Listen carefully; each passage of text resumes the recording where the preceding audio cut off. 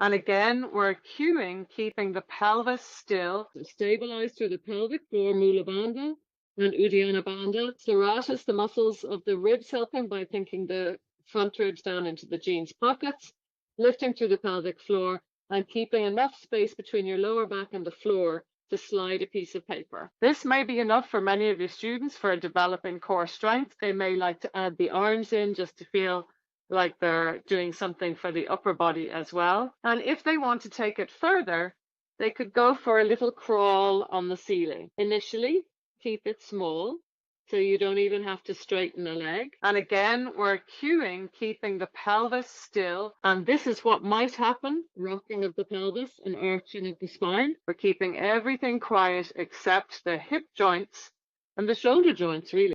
The other thing that might happen is that when people come into the extension of the leg, that they might keep it very high or they might bring it too low. Let's do the legs on their own. Take the hands down. In order to engage psoas muscle, all you need to do is to take the leg on a diagonal. I tend to cue, keeping the shin and the heel more or less in line with one another, and then swapping sides. The other mistake you might find is that as they swap sides, the knees come very close to the chest. It's not a disaster, but you're getting much more engagement if the thighs stay vertical over the hips. Take a little rest for you and your client. And that may be all they do. They may get into the dead bug position, or they may spend some time doing this very strong psoas strengthener. Again, keeping the ribs from poking up, keeping the lower back from pressing into the floor. That would be preferable to press the lower back into the floor than to do this. This is much more vulnerable than pressing the lower back down, but we're trying to keep this